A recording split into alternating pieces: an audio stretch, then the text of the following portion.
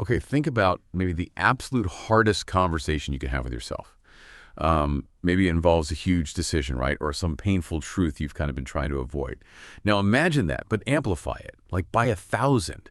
Imagine your mother, the person who, well, brought you into this world, is dying. The usual script, the expectation, is you rush to her side, you hold her hand, there's a tearful goodbye. Right. But what if? What if even thinking about being at that bedside feels wrong? What if the relationship is just so broken, so fractured, that facing her in her final moments feels like you're betraying yourself? Yeah, and that agonizing choice, that dilemma, is really at the absolute center of an online account we found. It's titled Choosing to Walk Away.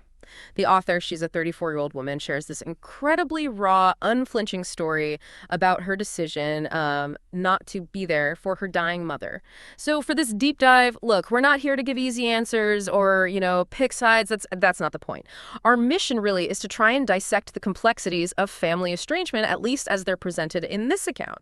We want to understand the experiences that could possibly lead someone to make what seems like, well, an almost unimaginable choice, and to explore the validity, at least for this person, of choosing to walk away. Right. And it's so important to begin this, for you listening, to think about your own family experiences. For some people, the story might feel totally alien, maybe even upsetting or abhorrent. But for others, certain parts might really resonate, maybe echoing things left unsaid or past hurts in your own life. But wherever you stand, this story kind of forces us to face a truth we often prefer to ignore, which is that, bonds of blood, they don't automatically mean love or support or even just a healthy relationship. Okay, so digging in. The author describes this lifelong pattern of feeling, well, secondary to her younger brother. She says it wasn't like overt abuse, nothing dramatic like that, but this constant slow drip of moments that just left her feeling. Her word was erased. And what's really striking here is how insidious that erasure felt. Like you said, not big, cruel acts, but this consistent pattern of subtle devaluation. Think about the example she gives, right? Like she gets a good grade, and the comment is about her brother's potential. Or her achievement gets overshadowed by something he did. Her news gets interrupted to focus on him. It's fascinating how these seemingly small incidents, they just pile up over years, and they create this really powerful story in a child's mind about their own worth inside the family unit. It's not just feeling overlooked, it's the message, right? The implicit message about who matters and who, well, doesn't as much. Absolutely. And she uses this metaphor that's just incredibly potent, a slow bleed, or dying from 1,000 paper cuts. You almost feel it, right? How those repeated small dismissals just chip away and chip away at your sense of self-worth, the weight of always feeling like you're not quite measuring up, not quite as important. And she talks about trying to ignore it, trying to be the good daughter, just accepting this dynamic. But then this incident with the duplex happens. And it really feels like that was the final straw, the breaking point. Yeah, the duplex, it becomes this very concrete symbol of that unequal dynamic.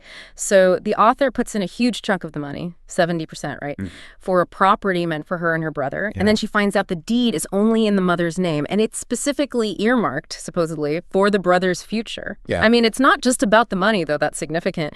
It's this profound statement about who the mother actually believes deserves that security, that investment. It just completely negates the author's contribution, her own future needs, all in one go. And the mother's justification for it is just, well, it's staggering. You're a girl, you'll get married anyway. I mean, wow, it's this really ingrained kind of archaic gender bias that just totally invalidates her independence, her financial input. It basically says her future security relies on someone else while her brother needs direct help. You can just imagine how much that would sting, like a real slap in the face. Yeah. How it could make something inside her, like she said, just snap.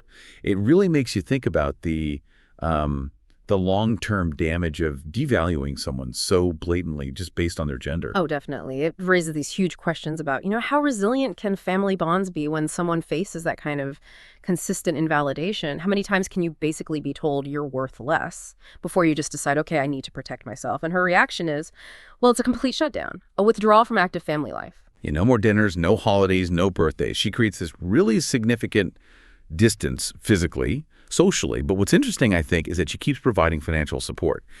It hints at maybe a lingering sense of duty, perhaps, even while cutting off the emotional connection. Like she's fulfilling some baseline obligation, but with zero expectation of getting anything emotional back. Then the news comes about the mother's illness. And significantly, it comes through the brother. Right. The fact that the first word about the stage 3 cancer diagnosis comes from him, not directly from the mother, well, it says a lot about their communication patterns, doesn't it? It just reinforces that feeling the author had of being on the outside looking in. And her choice not to immediately jump back in after hearing this news, it really highlights how deep that chasm had become. It's almost like she'd already done her grieving for that relationship and didn't feel any pull to rush back into a dynamic that had caused so much pain. Weeks go by. And then the brother messages again. He says the mother's getting worse, and she's asking about her. And the author's internal thought process is just so sharp. Now she remembers I exist. Oof. That just spotlights the deep hurt of feeling like an afterthought, Only remembered when things get really bad. It forces you, and probably forced her, to question how sincere this late-stage interest really is. Is it like genuine remorse from the mother, or maybe pressure from other relatives? And maybe, for the author, does it even matter at that point? That's such a crucial question. The timing of this remembering is incredibly loaded. After feeling ignored for so long, being acknowledged only when death seems close. Yeah, that's understandably going to trigger skepticism, maybe even resentment. And then, the final call. The urgent one from the hospital.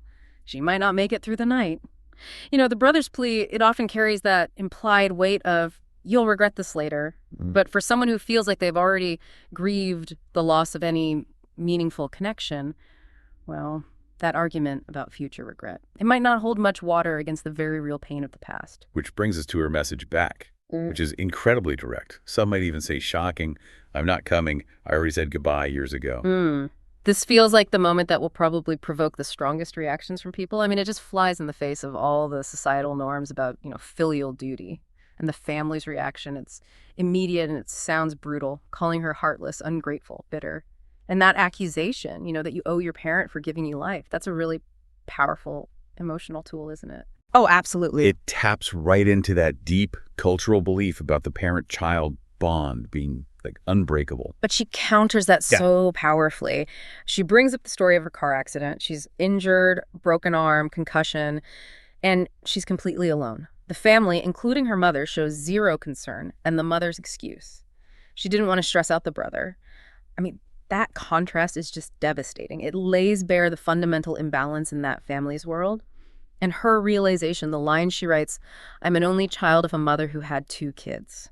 It's a truly heartbreaking summary of her whole life experience, isn't it? A brutal acknowledgement of the emotional reality she lived with. Yeah, that line, it just hits you right there. Perfectly sums up that feeling of being physically present in a family, but emotionally invisible. So the final call eventually comes. Her mother has passed, and the brother relays a message that she apparently wanted to apologize.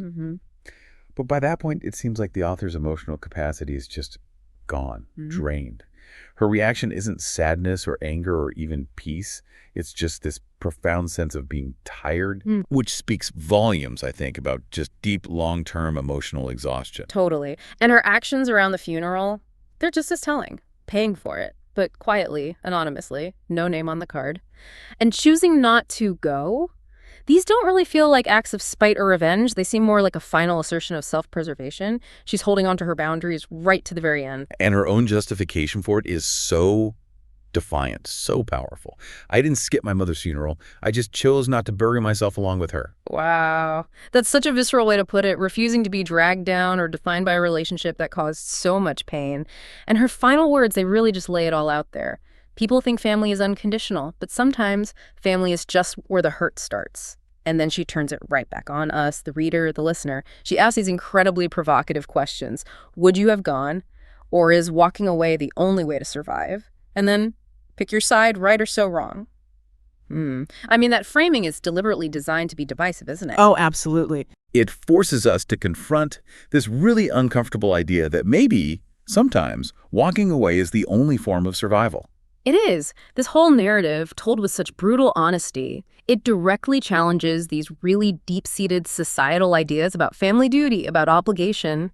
It forces us to actually consider the possibility that for some people, cutting those ties, even when facing death, might be the only way they can achieve emotional well-being.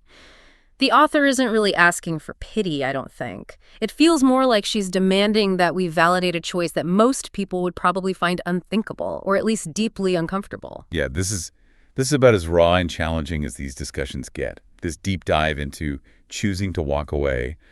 It really forces us into confronting the messy, uncomfortable realities of family estrangement and the incredibly difficult choices some people face. It definitely makes you question that automatic assumption that family ties are always sacred, always unbreakable. So as you, the listener, process all of this, maybe really sit with those final questions the author poses. Is there a point? Is there a line where the need to preserve yourself, your own mental health, actually overrides all those societal expectations and family pressures, even when facing a parent's death?